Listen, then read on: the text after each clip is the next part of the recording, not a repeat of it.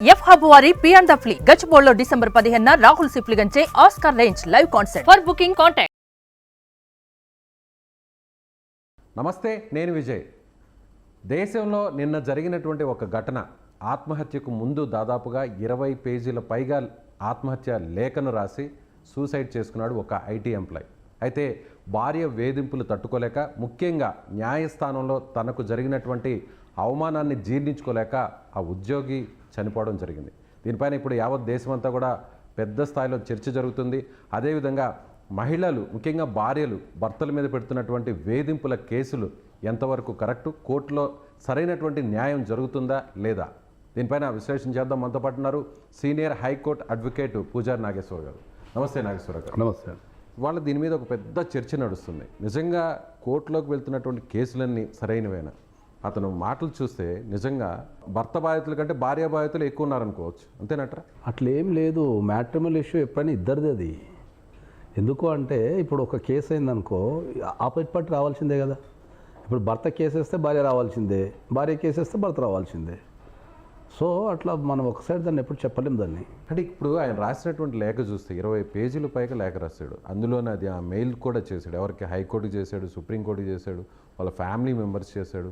నిజంగా ఇంతమంది మగవాళ్ళు వేధింపబడుతున్నారు. అందులో న్యాయస్థానంలో కూడా భరణం ఇవ్వలేకపోతే బతికే హక్కు లేదు, చచ్చిపోవచ్చు అంటూ తన భార్య న్యాయమూర్తి ముందే మాట్లాడడం, అక్కడ న్యాయమూర్తి కూడా నవ్వడం, అది పెద్ద హేళనగా ఆయన భావించారనుకోవచ్చు. ఒకవేళ ఇప్పుడు ఆ సంఘటన కనుక జరిగి ఉంటే దాన్ని మనం తీవ్రంగా ఖండించాల్సిన విషయమే.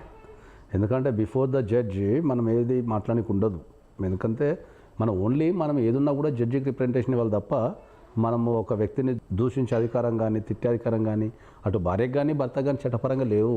ఎందుకంటే నువ్వు కోర్టులో కేసు వేసుకున్నావు, కోర్టులో నువ్వు రిప్రజెంటేషన్ చేస్తే the court will give the judgement కదా. నాకు తెలిసినంత వరకు ఏంటంటే, మీకు అందరికి స్పష్టంగా చెప్పేది ఏంటంటే, మ్యాట్రిమోనియల్ ఇష్యూస్ అనేటివి ఎప్పుడు కూడా పెయిన్ఫుల్ ఉంటాయి. ఎందుకంటే అవి కుటుంబానికి, గౌరవానికి, తర్వాత ఒక జీవితానికి సంబంధించినవి కాబట్టి, ప్లస్ అటు కుటుంబ సభ్యులు ఇటు కుటుంబ సభ్యులు అందరూ ఇన్వాల్వ్మెంట్ అయి ఉంటారు కాబట్టి మ్యాట్రిమోనియల్ ఇష్యూస్ అనేవి ఎప్పుడు కూడా పెయిన్ఫుల్లే ఉంటాయి. ఓకే, ఎక్కువగా లేడీస్కే ఫేవరబుల్గా ఉంటాయి కోర్టులు కానీ చట్టాలు కానీ, అంటే దానికి మీరే ఉంటారు సార్. ఎప్పుడు కూడా చట్టాలు లేడీస్కి ఫేవరబుల్గా ఉంటాయని చెప్పి ఎక్కడా చెప్పబడలేదు. ఓకే, కాకపోతే ఏంటంటే వాళ్ళకు మనకంటే కొద్దిగా ఎక్కువ ప్రివిలేజ్ ఉంది అంతే. ఎందుకంటే మనది కొద్దిగా మెయిల్ డామినేషన్ ఫ్యామిలీ కాబట్టి అఘాయిత్యాలు కానీ లేకపోతే హరాస్మెంట్ కానీ జరిగే అవకాశాలు ఎక్కువ ఉన్నాయి కాబట్టి వాళ్ళకు జెంట్స్ కంటే కొద్దిగా ఎక్కువ మానసికంగా కానీ, శారీరకంగా కానీ, ఫైనాన్స్ పరంగా కానీ వాళ్ళు కొద్దిగా వీక్ ఉంటారు కాబట్టి కొద్దిగా ఫెసిలిటీస్ అనేవి ఎక్కువ ఇచ్చినారు అంతే తప్ప చట్టాలు ఎప్పుడు ఆడలకు మొగులకు అనుకూలంగా ఉండవు. అది ఏదో రాంగ్గా మనకు సమాజంలో దూరుస్తున్నారు. చట్టాలు అనేటివి ఎప్పుడు కూడా మరి లేడీస్కే ఎక్కువ ఉంటే మరి కేసు వేసిన ప్రతి అమ్మాయి గెలవాలి కదా. కేసు వేసిన ప్రతి అమ్మాయి గెలుస్తుందా? లేడీస్ వైపే ఉంటుంది సార్. మెజారిటీ లేడీస్ వైపు ఉండదు సార్. అది సొసైటీలో ఉన్న ఒక భ్రమది. వాళ్ళకు ఫెసిలిటీస్ అనేవి ఎక్కువ ఇవ్వడం ద్వారా వాళ్ళు ఒక 2-3 కేసులు ఎక్కువ వేసుకునే అవకాశం ఉంది వాళ్ళకు. అంటే ఈ ఇన్సిడెంట్లో చూస్తే తప్పు అటు అబ్బాయి వైపు ఉండొచ్చు, అమ్మాయి వైపు ఉండొచ్చు, ఎవరి వైపు ఉండొచ్చు. బాలుడిని బ్లాక్మెయిల్ చేస్తూ తన కొడుకుని చూపించకుండా చివరి దాకా తీసుకొచ్చింది. కోర్టులో కూడా అంత హేళనగా మాట్లాడింది అతను చెప్తున్నాడు. చట్టాల మీద అవగాహన ఉంటే మ్యాట్రిమోనియల్ కేసెస్ అనేది డీల్ చేయడం చాలా ఈజీ. పెయిన్ఫుల్ ఉంటుంది అనేది మాట వాస్తవం. కొద్దిగా టైం కేటాయించాలా, తిరగాల్సి వస్తుంది, కొద్దిగా నాలెడ్జ్ పెంచుకోవాల్సి వస్తుంది, కొద్దిగా స్ట్రెస్ ఉంటుంది. లేదు అని ఎప్పుడు కాకపోతే మనకి ఏంటంటే భారతదేశంలో చట్టాలకు వచ్చారికి ఏంటంటే ప్రతి ఒక్క కాజ్కి ఒక చట్టం ఉంది. సో దానివల్ల ఏమవుతుందంటే ఇష్యూ ఒకటే ఉంటుంది, కేసెస్ మల్టిపుల్ అవుతాయి. ఇప్పుడు ఒక సంఘటన జరిగింది అనుకుందాం. సపోజు ఇప్పుడు వైఫ్ ఉందనుకో, ఇప్పుడు వైఫ్ డొమెస్టిక్ వైలెన్స్ కేసు వేయచ్చు, మెయింటెనెన్స్ కేసు వేయచ్చు, 498 హరాస్మెంట్ కేసు వేయచ్చు, తర్వాత అన్నట్టు చైల్డ్ కస్టడీ ఉంటే చైల్డ్ కస్టడీ కేసు వేయచ్చు.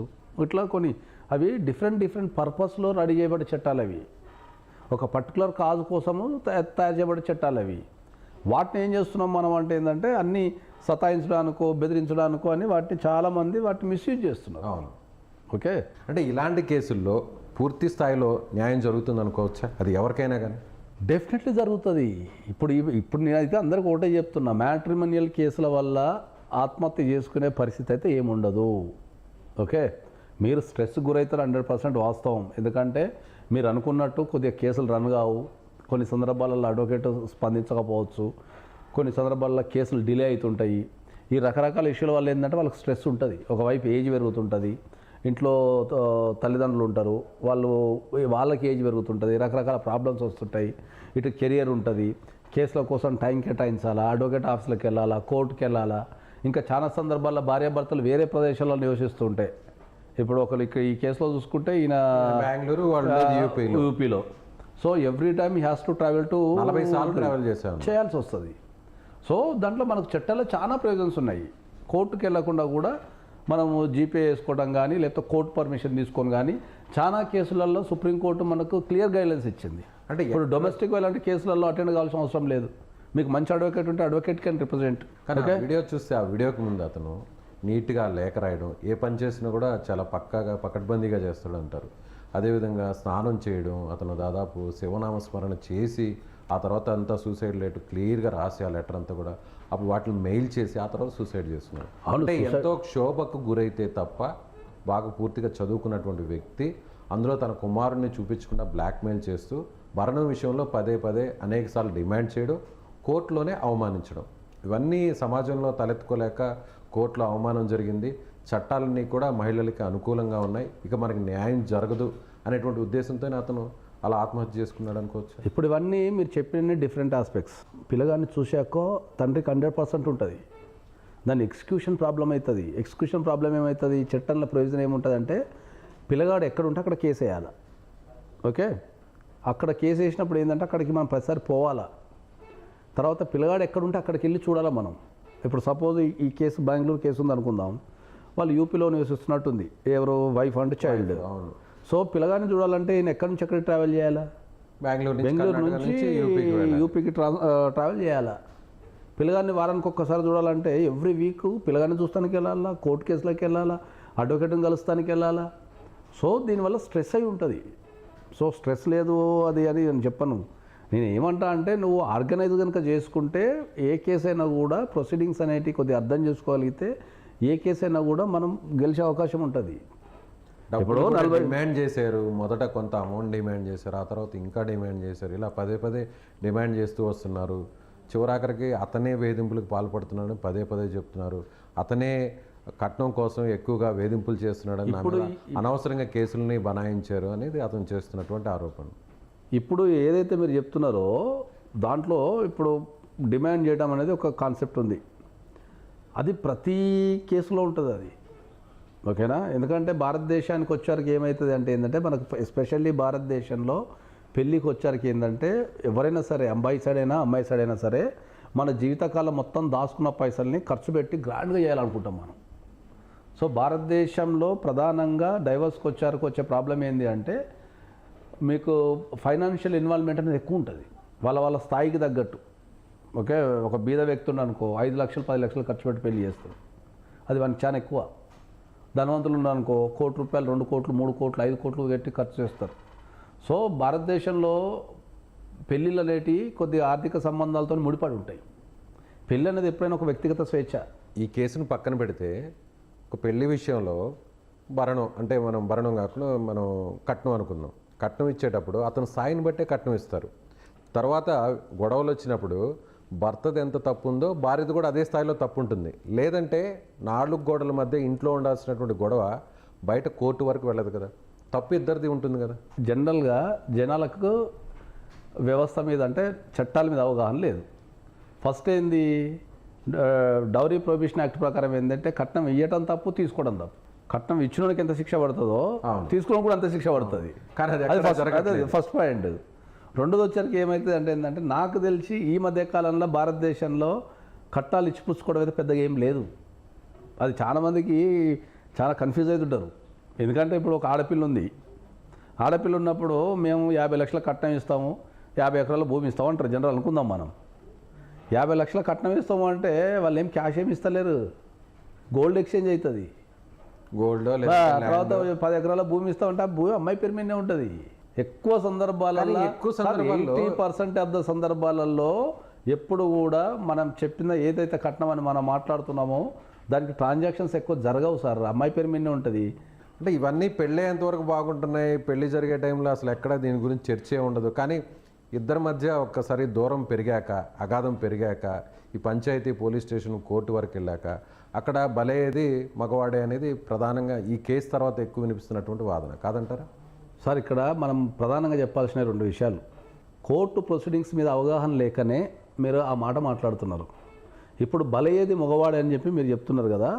నేను అంటే ఈ కేసు చూశాక పర్టికులర్గా ఈ ఇన్సిడెంట్ చూశాక, ఆ ఇన్సిడెంట్ చూసిన తర్వాత అయితే నేనైతే చెప్పేది ఆత్మహత్య చేసుకోవడం అయితే 100% తప్పు అని చెప్తాను. అది ఎవరైనా సరే తప్పు, అది కానీ ఎవరైనా తప్పు అంటే అక్కడ ఎందుకంటే జరిగినటువంటి ఆయన చదువుకున్న వ్యక్తి సమాజానికి ఇంకా పోరాడి చేయాల్సింది. ఇప్పుడు ఒక కేసులో ఇచ్చిన, ఒక కోర్టులో ఇచ్చిన తీర్పే ఫైనల్ ఏం కాదు. ఓకే, ఒక కోర్టులో ఇచ్చిన తీర్పు ఫైనల్ ఏం కాదు. దానికి అప్పీల్ చేసుకునే అవకాశం ఉంది.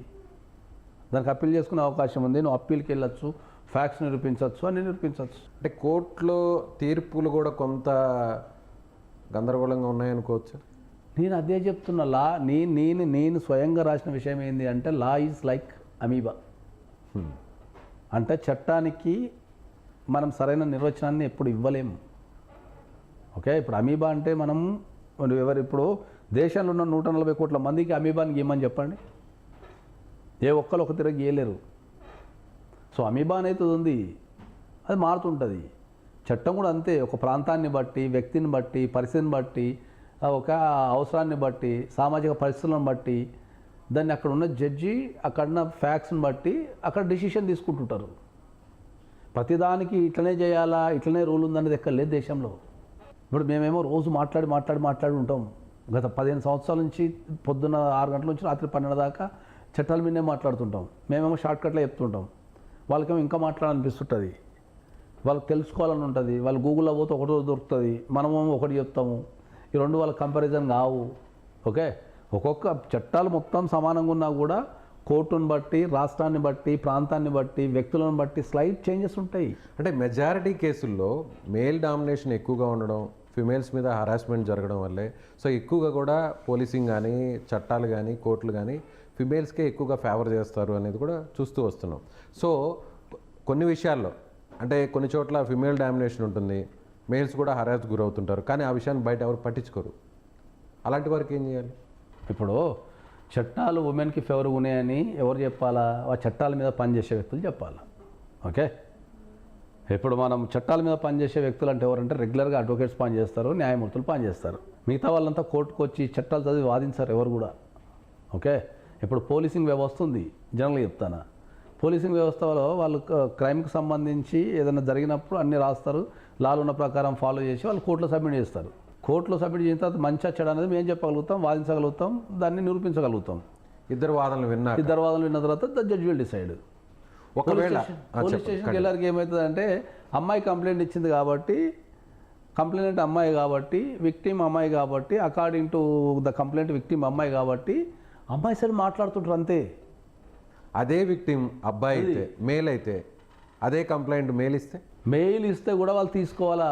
మేము తీసుకుంటున్నారు, ఎక్కడైనా జరుగుతుంది, తీసుకోవడం లేదు కాబట్టి పోరాటం చేయాలని చెప్తున్నాను అందరికీ. ఎలాంటి పోరాటం చేయాలి? ఎలాంటి మనం కంప్లైంట్ ఇచ్చినాము, మేము చాలామంది భార్యల మీద మేము ఎఫ్ఐఆర్లు చేయించినాం. చాలామంది భార్యల మీద చులకనగా చూస్తారు. అదే ఇష్యూ వస్తుంది. ఇప్పుడు వేధిస్తుందని చెప్పుకోవడం లేరు, కోర్టుకు రావడం లేరు, చెప్పుకోవడం లేదు, కోర్టుకు రావడం లేదు, బంధువులకి చెప్పుకోలేడు, కుటుంబ సభ్యులు అందరూ హేళన చేస్తారని, కోర్టు వరకు వెళ్ళలేడు, అందరూ హేళన చేస్తారనే వారు ఎవరు చెప్పుకోవడం లేదు. నువ్వు చాలామంది ఏమనుకుంటారు అంటే ఏంటంటే, ఒక వ్యక్తిని హరాస్మెంట్ చేస్తే ఆడైనా మొగైనా మనం వెళ్ళి పోలీస్ స్టేషన్లో కంప్లైంట్ ఇవ్వచ్చు. బేస్డ్ ఆన్ ద కంప్లైంట్ వాళ్ళు కంపల్సరీ కంప్లైంట్ తీసుకోవాల్సిందే, దాన్ని ప్రాథమిక విచారణ జరపాల్సిందే. దాంట్లో మనం రాసిన దాంట్లో ఎంతో కొంత నిజం ఉంటే వాళ్ళు ఎఫ్ఐఆర్ కూడా చేయాల్సిందే. దాంట్లో ఇలాంటి కేసుల్లో, ఇలాంటి వరకట్న వేధింపుల కేసుల్లో మీరు అన్నట్టుగా వైవాహిక జీవితంలో వచ్చిన ప్రాబ్లమ్స్ వల్ల జరుగుతున్నటువంటి కేసుల్లో గతంలో ఉన్నటువంటి చట్టాలకి ఇప్పుడు ఏదైనా మార్పు ఏదైనా జరిగింది? ఏం జరగలేదు, మార్పు సేమ్ అట్నే. 498A కేసులు అన్నీ కూడా 498Aలో అరెస్ట్ అనేది తీసేశారు సార్, మిగతాదంతా సేమ్ ఉంది. 498Aలో అరెస్ట్ అనేది తీసేశారు. గతంలో ఆ సెక్షన్ స్టార్టింగ్లో ఇట్లా సెక్షన్ పెట్టంగానే ఎంతమంది పేర్లు ఉంటే అంతమంది పేర్లు ఇర్రెస్పెక్టివ్ ఆఫ్ సిచ్యువేషన్ అరెస్ట్ చేసి జైలుకు పంపిస్తుండే. స్టార్టింగ్లో 498 వచ్చిన కొత్తలో కాలక్రమేణా ఏంటంటే, పేర్లు ఉన్నప్పుడు ఏంటంటే ఓన్లీ ఇంటికి సంబంధించిన వాళ్ళని పెట్టి బయట వాళ్ళు ఎవరన్నా పెద్ద మనసులో వాళ్ళని తీసేస్తుండే. కొంతకాలం తర్వాత ఇంట్లో కూడా అక్కల్ని, బావల్ని, వీళ్ళని అరెస్ట్ చేయకపోతుండే. కొంతకాలం తర్వాత తల్లిదండ్రులను అరెస్ట్ చేయకపోతుండే. తర్వాత లేటెస్ట్ సుప్రీంకోర్టు జడ్జిమెంట్ని బట్టి మీకు ఫైనల్గా ఏం చేసిందంటే అరెస్ట్ అనేది తీసేసిండ్రు. దాన్ని ఎంక్వైరీ చేసి ఇన్వెస్టిగేషన్ చేసి నువ్వు కోర్టులో ఫైల్ చేస్తే కోర్టులో ప్రూవ్ చేసుకోండి, ప్రూవ్ చేసుకుంటే శిక్ష ఇద్దామని చెప్పేసి అరెస్ట్ అనేది తీసేసిండు. ఎన్నో సంవత్సరాల పోరాటం తర్వాత అరెస్ట్ తీసేసిండు. పోరాడకుండా ఏం రాలే, దాని మీద చాలామంది సఫర్ అయినలు, చాలామంది చనిపోయారు. దాని మీద పోరాడిన తర్వాత దాన్ని మనం తీసేయాల్సి వచ్చింది, అరెస్ట్ అనేది తీసేయాల్సి వచ్చింది. సుప్రీంకోర్టు ఒక గైడ్ లైన్స్ కూడా ఇచ్చింది. అంటే ఇలాంటి కేసుల్లో భరణం విషయంలో కావచ్చు, లేకపోతే ఇలాంటి వేధింపుల కేసుల్లో కావచ్చు, కొన్ని తీర్పులు ఇచ్చేటప్పుడు కొన్ని గైడ్ లైన్స్ ఫాలో అవ్వాలని చెప్పి అని కింది కోర్టులకు అంతా కూడా ఇచ్చింది. కానీ ఆ పరిస్థితి కనిపిస్తుంది. ఎవరైతే భరణం కోరుతారో, సో భరణం కోరేటువంటి వ్యక్తి అంటే ఒకవేళ భార్య భరణం కోరింది, భర్త స్టేటస్, ఫైనాన్షియల్ స్టేటస్, భార్య స్టేటస్ ఇద్దరిని కూడా అక్కడ పరిగణలోకి తీసుకుంటున్నారా? డెఫినెట్లీ తీసుకోవాలా. సుప్రీంకోర్టు గైడ్లైన్సే అది. వాళ్ళ అసెట్స్ అండ్ లైబిలిటీస్ అనేది కంపల్సరీ ఫైల్ చేయాలా. ఫైల్ చేసిన తర్వాత ఆ అసెట్స్ అండ్ లైబిలిటీస్లో అబ్బాయికి ఎంత అప్పు ఉంది, ఎంత సంపాదిస్తున్నాడు, లేకపోతే తల్లిదండ్రులు ఎంతమంది డిపెండెంట్స్ ఉన్నారు, ఏమేమి ఉన్నాయి, ఆస్తులు ఏమున్నాయి, last 3 years bank statements, credit కార్డులు, స్టాక్స్, నీకేమైనా ల్యాండ్స్, ప్రతి ఒక్కటి assets and liabilities each and everything మనం ఫైల్ చేయాల్సిందే. బోత్ ద పార్టీస్ ఫైల్ చేయాలా. Based on the assets and liabilities the court will decide ఎంత ఇవ్వాలా, ఎంత ఇవ్వద్దు, ఇవ్వాలా వద్దా, ఎలిజిబిలిటీ ఉందా లేదా అనేది ద కోర్ట్ విల్ డిసైడ్. ఒకవేళ భర్తే కంప్లైంట్ ఇస్తే నిజంగా భార్య వేధింపులకి తట్టుకోలేక ఎక్కడ పోలీస్ స్టేషన్లో ఆ కేసు కోర్టు వరకు వస్తే భర్త అప్పటి వరకు పనిచేస్తూ ఒకవేళ అతనికి ఉద్యోగం పోతే, లేదంటే వ్యాపార రీత్యా నష్టపోతే, ఆర్థిక పరిస్థితులు పూర్తిగా దిగజారిపోతే, భార్య పొజిషన్ బాగుంటే, భార్యను ఖర్చు పెట్టి అతను ఏదైనా ఉద్యోగం చేర్పించడం, లేదంటే వ్యాపారం ఆమె పేరు మీద ఉంటే, అప్పుడు భార్య భరణం ఇస్తుంది భర్తకి. మనకు హిందూ మ్యారేజ్ యాక్ట్లో సెక్షన్ 24 చాలా క్లియర్గా చెప్తుంది. హిందూ మ్యారేజ్ యాక్ట్లో సెక్షన్ 24 చాలా క్లియర్గా ఏం చెప్తుంది అంటే, భార్య కానీ భర్త కానీ ఇద్దరిట్లో ఎవరికన్నా పని లేకుండా ఉండి ఒకళ్ళు స్ట్రాంగ్గా ఉంటే ఆపోజిట్ పార్టీ నుంచి మెయింటెనెన్స్ తీసుకోవచ్చని చెప్తుంది ఇప్పటికీ. కానీ మెజారిటీ కేసులు అలా జరగట్లేదు కదా సార్. మెజారిటీ కేసులు అలా జరుగుతున్నదంటే మన దగ్గర అందరూ మ్యాక్సిమం పనిచేస్తారు. ఏదో 1%, 2% రకరకాల కారణాల వల్ల వాళ్ళ క్వాలిఫికేషన్ దగ్గర జాబ్ రాకనో ఎక్సో వయోజన అంటే ఇద్దరు ఫైనాన్షియల్ పొజిషన్ కంటే కూడా ఆమెది ఎక్కువగా ఉంటే, ఆమెది ఎక్కువగా ఉంటుందంటే కేస్ టు కేసు మనకు అక్కడ ఎంత ఉంది, ఏముంది, ఏం లేదు, కలిసినారా, విడిపోయారా, వీని ఛాయిస్ ఎంత ఉంది. ఇప్పుడు అట్లా దాన్ని మనం రకరకాల కోణాల్లో విశ్లేషించచ్చు సార్. ఇప్పుడు మెయింటెనెన్స్ భర్తని జాబ్ బంద్ చేసే భర్తలు ఉన్నారు తెలుసా మీకు. మెయింటెనెన్స్ ఎందుకు ఇవ్వాలని చెప్పి జాబ్ బంద్ చేసే భర్తలు ఉన్నారు. ఆడవాళ్ళకి రైట్స్ ఉన్నాయంట ప్రాపర్టీ మీద అని చెప్పి ట్రాన్స్ఫర్ చేసేటోళ్ళు ఉన్నారు. జనరల్గా అలా జరుగుతుంటాయి. కానీ ఉద్యోగాలు మానేసేటువంటి భర్తలు కూడా ఉంటారా? చాలా మంది ఉన్నారు. ఉద్యోగాలు మానేసేటోళ్ళు ఉన్నారు, తక్కువ శాలరీకి మారేటోళ్ళు ఉన్నారు, లేకపోతే మెయింటెనెన్స్ ఎక్కడ ఇవ్వాల్సి వస్తున్నాయి అప్పులు ఎక్కువ చేసి చూపెట్టేటోళ్ళు ఉన్నారు. అది పర్సంటేజ్ అనేది చాలా తక్కువ. అది సో పూజారి నాగేశ్వరరావు గారు, మీరు ఒక సీనియర్ అడ్వకేట్, చాలామంది కూడా డైవర్స్ కోసం మీ దగ్గరకు వస్తుంటారు. సో ఇలాంటి స్ట్రెస్కి గురే వారికి మీరు చెప్పేటువంటి సూచన అంటే, మీ దగ్గరికి ఎక్కువ మంది మహిళలు నేను అందరికీ ఒకటే చెప్తా సార్, మ్యాట్రిమోనల్ ఇష్యూస్ అనేటి డెఫినెట్లీ స్ట్రెస్ ఉంటుంది. ఎందుకంటే సమాజానికి సంబంధించి, మనసుకు సంబంధించి, కుటుంబ సభ్యులందరికి సంబంధించిన ఒక ఇష్యూ కాబట్టి దాన్ని డీల్ చేసేటప్పుడు దాంట్లో ఏమైనా డిస్టర్బెన్స్ కనుక అయితే వాళ్ళు కొద్దిగా స్ట్రెస్ అనేది డెఫినెట్లీ ఉంటుంది. కాకపోతే దీంట్లో మనము చనిపోయేంత స్ట్రెస్ అయితే ఏమి ఉండదు.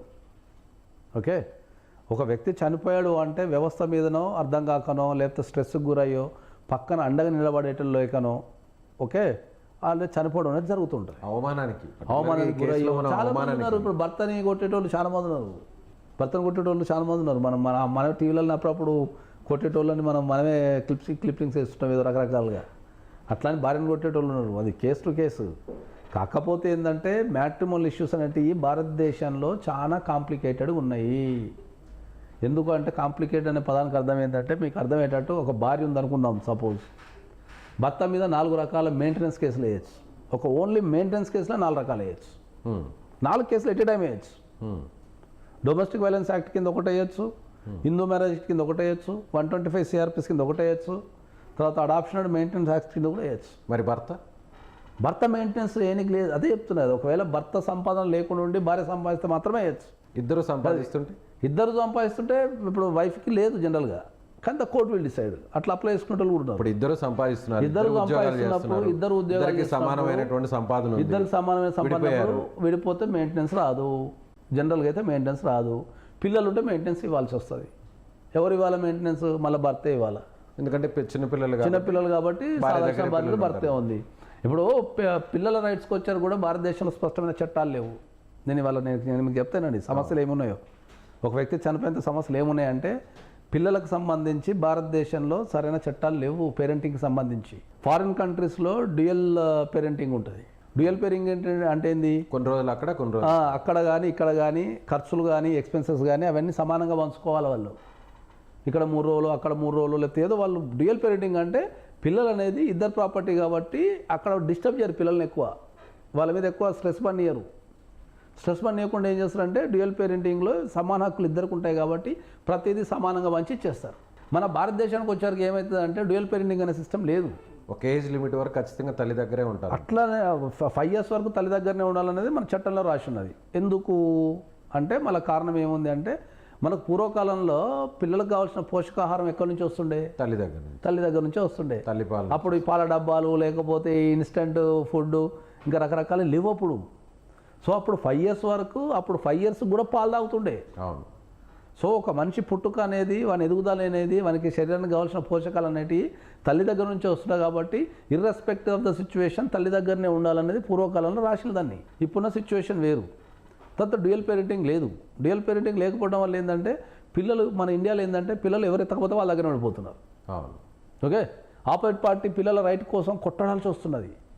అప్పటి వరకు ఎవరైతే ఏం చెప్తున్నారో దాన్ని వీళ్ళు ఏం చేస్తున్నారు, తల్లిదండ్రులు కూడా ఏం చేస్తున్నారంటే పిల్లలకి చిన్నప్పటి నుంచే అమ్మ దగ్గర ఉన్నదనుకో నాన్న మీద గలిగా చెప్పడం, నాన్న దగ్గర ఉంటే అమ్మ మీద గలిగా చెప్పడం, వాళ్ళు చిన్నపిల్లలని చిన్నప్పటి నుంచే విలన్ చేసేస్తున్నారు. దానికి రకరకాల డ్రామాలు, కోట్లు అట్లా చెప్పడాలు, ఏడవటాలు, విజిటింగ్ రైట్స్ పోతే ఏడవటాలు, ఇట్లా జరిగిపోయి వాళ్ళ పిల్లల మీద ఎఫెక్ట్ పడుతున్నది. సో చాలా స్ట్రెస్ఫుల్ ఇండియాలో. చైల్డ్ కస్టడీ మీద అవగాహన చాలా మందికి లేదు. విజిటింగ్ రైట్స్ చాలా మందికి తెలియదు. విజిటింగ్ రైట్స్ చేసుకోవాలని కూడా తెలియదు. పిల్లలు అక్కడనే ఉంటారు, వీళ్ళు ఇక్కడనే ఉండిపోతాడు.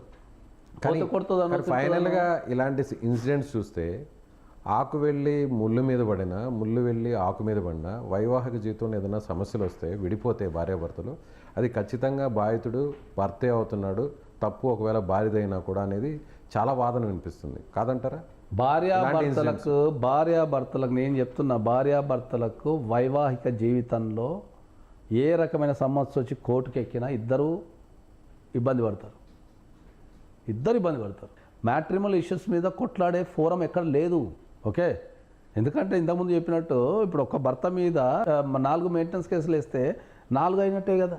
అంతే. మరి ఒకటే మెయింటెనెన్స్ దాన్ని ఒకటే చేస్తే అయిపోతుంది కదా. అంటే నేను రైట్, సింగిల్ మెయింటెనెన్స్ ఒకటే పిటిషన్ చేసినావు అయిపోతుంది. ఫైనల్గా ప్రతి ప్రొవిజన్ చూశాక ఫైనల్గా ఏం చెప్పదలుచుకున్నారు? ఒక సీనియర్ అడ్వకేట్గా మీరేం చెప్పదలుచుకున్నారు? నేను చెప్పదలుచుకున్నది ఏంటంటే ఎవరైనా సరే మీకు ఏ రకమైన మ్యాట్రిమోనల్ డిస్ప్యూట్స్ ఉన్నా చనిపోవడం లాంటి నిర్ణయాలు తీసుకోకండి. ఒకవేళ ఏదన్నా మ్యాట్రిమోనల్ డిస్ప్యూట్ ఉంటే చట్టాల మీద అవగాహన పెంచుకోండి. మన భారతదేశంలో చాలా వరకు చట్టాల మీద రూమర్సే ఉన్నాయి. ఎందుకంటే మనం ఇంకా చట్టాలను ఆశ్రయించి చట్టాలను తెలుసుకొని బతికే స్థాయికి రాలా. ఎందుకంటే నేను కొన్ని సందర్భాలలో చట్టాలను ప్రొవిజన్స్ చెప్తేనే జనాలు నా మీద దాడి చేసేస్తున్నారు. భార్యకు ఆస్తి మీద హక్కు, భర్త ఆస్తి మీద హక్కు లేదు అని చెప్తే దాని మీద దాడి చేసేసాను. ఓకే, అట్లా మనం చాలా సందర్భాలు చెప్పినప్పుడు ఏం చేస్తున్నారంటే వాళ్ళు అవగాహన పెంచుకోవాల్సింది పోయి ఏం చేస్తున్నారంటే నాలాంటి కూడా దాడి చేస్తున్నారు ఫస్ట్.